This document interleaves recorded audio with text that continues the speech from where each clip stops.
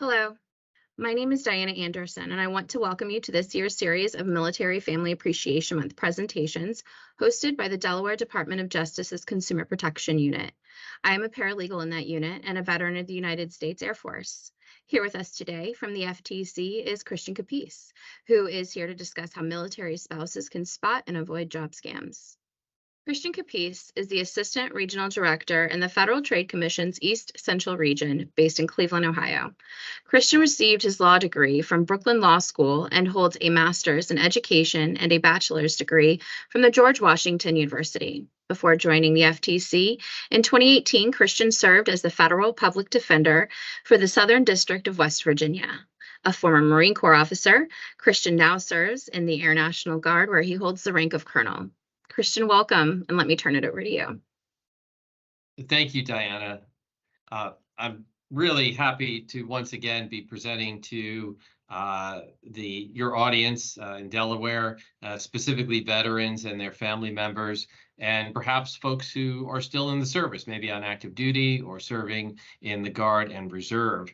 And Diana, I just want to make sure today that the audience understands that the views expressed by me during this presentation are my views and mine alone, and they do not reflect the views of the FTC, the Commission, or any other person. Today, I want to talk about two topics that I think are really important today because, unfortunately, military spouses are targeted by scammers. And I want to talk a little bit about some of the job scams that spouses may face. And then I will transition and discuss franchises, which is another issue that the FTC sees scams, or less so scams than you have folks who are investing their hard-earned money into franchises that don't quite work out the way that they were promised. And so I'll address some of the things that the FTC is doing to help folks who find themselves in that situation, and also things that they can do before they decide to invest in a franchise to make sure that they're making the right decision. So when we talk about military spouses, we're talking about a very important group of people who face a very significant challenge.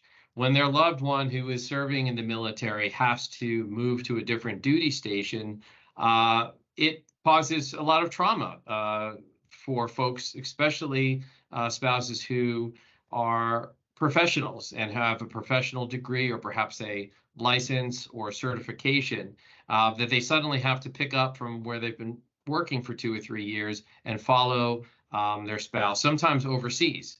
And the other issue is you have folks who, especially younger families, where it really does take two breadwinners in order to make things work for the family's finances.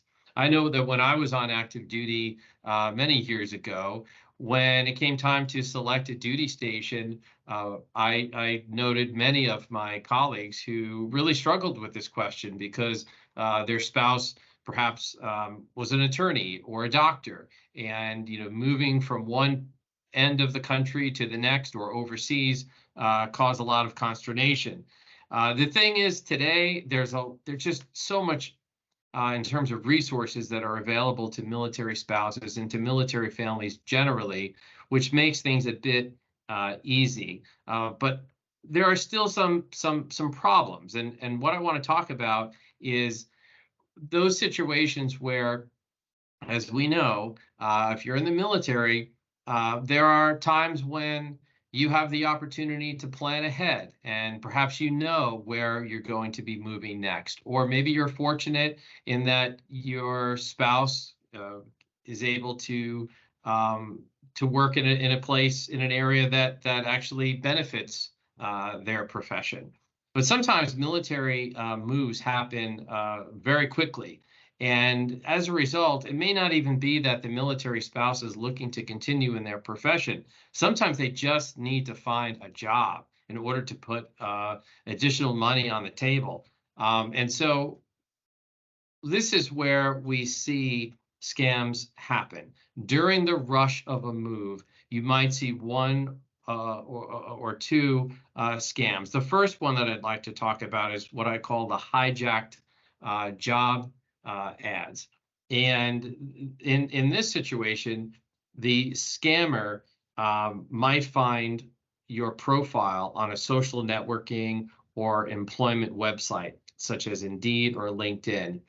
And what they do is they send you an advertisement for a job in an email, but the email is actually fake. In other words, the job that they're proposing you take is really just a link to a fake website. And that'll take you to an application, which is really not for an actual job. What it is the scammer is trying to trick you into providing your personal information, which then they can use for various nefarious purposes, like selling on the internet or using it to open up a credit card in your name.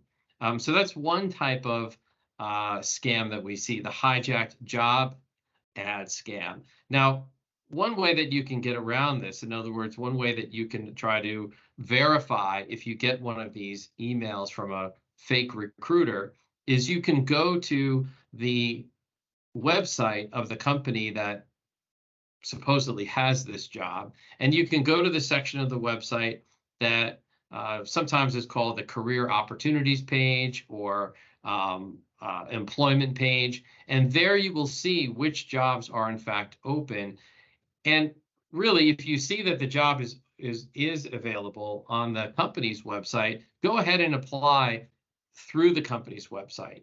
I'm always skeptical when people say, I've received this email and it has a link in it. I'm always skeptical about telling people to go ahead and click on that link, because you just don't know where it's going to take you.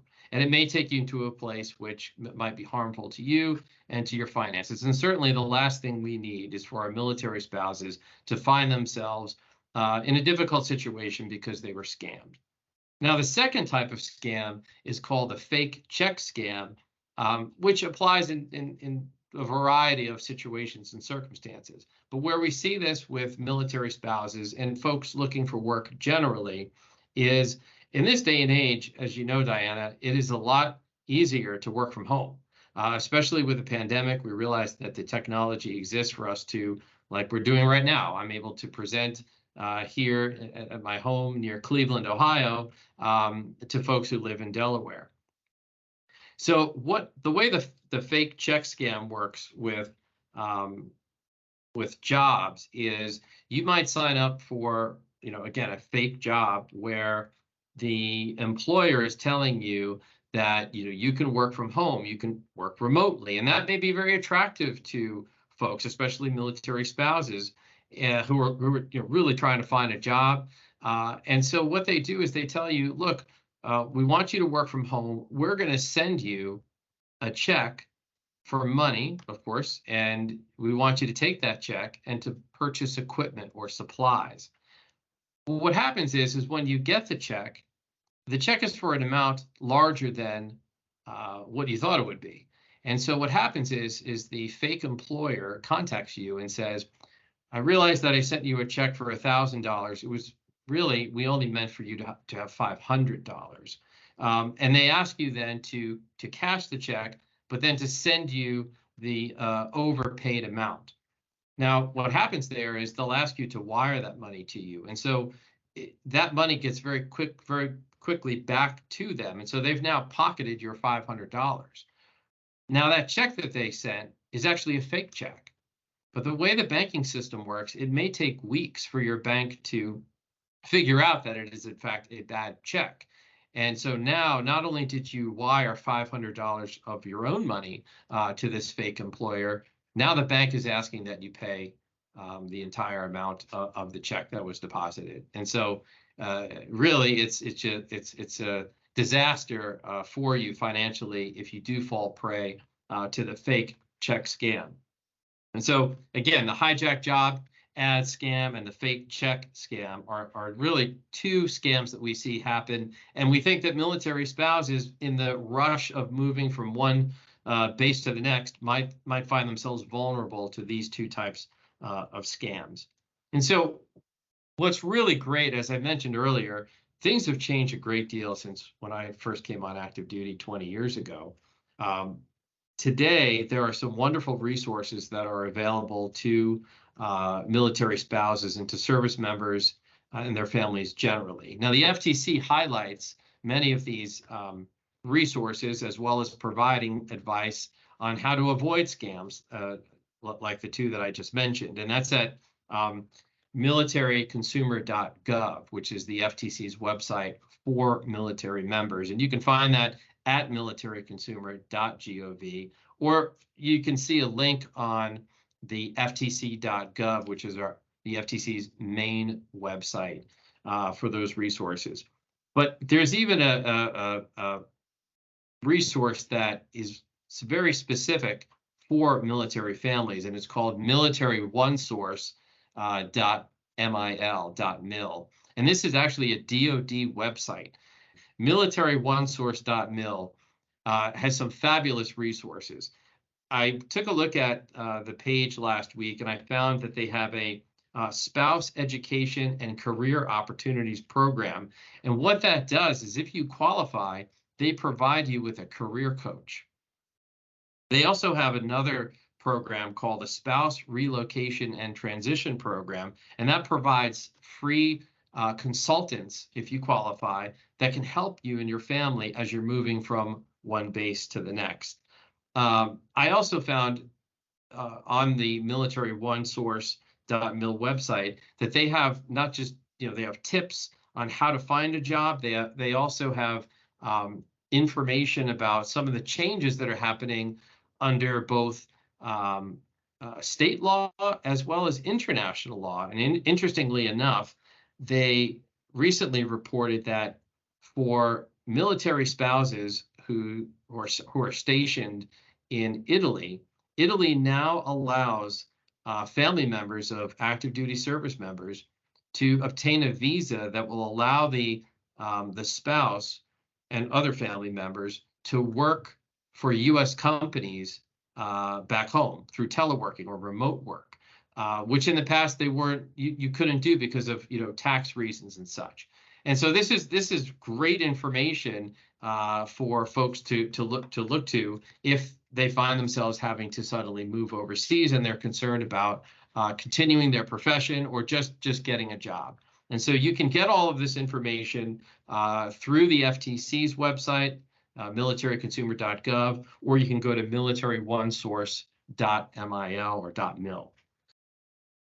And one other last point that I'll make about these job offers that turn out to be fake. Anytime that you get solicited for a job online, it's always best to pause, take a moment, go onto one of the search engines and type in the job that's being offered to you, and then put a space and write scam and another space fraud, and see what hits come up. If this is a common, and most of these scams that you see are repeated over and over and over again, you'll generate hits that will tell you whether or not this is legitimate or maybe it's a scam. So those are the job scams that we're seeing. And again, we think that this is important for military spouses to be on the lookout for, because sometimes they might be in a rushed situation to find work. Now, I also want to talk about franchises. The FTC does a ton of work with franchises, more than I had expected. But we, in fact, have a website called ftc.gov, which has a special section just on franchises, which you see on the slide. Now, the reason why we think this topic is appropriate for military families is because sometimes you've served in the military, say 10 years or 20 years, you decide to get out, maybe it's time to retire. You're tired of having moved, a dozen times in 10 or 15 years, 20 years. And now you've decided, we want to settle down, we want to be our own bosses. Let's establish ourselves. Maybe you were fortunate, you saved your money, you worked hard, and you've decided that you want to take part in a franchise. As members of the military, you're organized, you're great leaders, you know how to manage risks, and you just know how to run things. That's one of the things that you learn as being a member of the military. And so some folks see the franchise opportunity as just the perfect fit for what they're looking for in their post-military life or military career. But franchises can be complex. Some folks have a certain sense of what a franchise is and what it would be like to run a franchise, but maybe that differs from the reality. And so the FTC's franchise page provides you with a list of questions to ask yourself and questions that you might want to ask the franchise that's providing this opportunity to you. We just want to make sure that you are going in with eyes wide open and that you know what questions to ask and what information to get in order to make sure you're making the right decision for you and your family. But even after you decide, you know what, this is the right decision for our family, and you decide to invest what is often a sizable sum into a franchise, it turns out that what was promised to you by the franchisor may not turn out to be the reality. And so certainly you should bring those concerns to the attention of the franchisor, or you may have to resort to legal options. But either way, the FTC wants to know. The FTC looks at and investigates franchises to make sure that they're not being deceptive. That is, that they're not promising something, and then as it turns out, once you've made that sizable investment, not just of money, but also time, that what was promised to you is in fact the reality. And so the FTC's website, ftc.gov franchise, has a place where you can go to report if you are dissatisfied with the way the franchise arrangement and relationship has worked out. So again, franchises are another great opportunity for military families, but make sure that it's the right fit for you, and make sure that after you've made that investment of time and money, that you are getting what was promised to you. I just want to conclude with some general advice regarding scams. Although we're not covering this specifically in today's presentation, I can tell you that having looked at the FTC's website that calculates the amount of money lost to scams and who is losing money to scam artists, I can tell you that military families are getting hit extremely hard. Billions of dollars are being lost to scam artists nationally. A huge chunk of that, unfortunately, is being borne by, the brunt of it is being borne by service members, veterans, and retirees.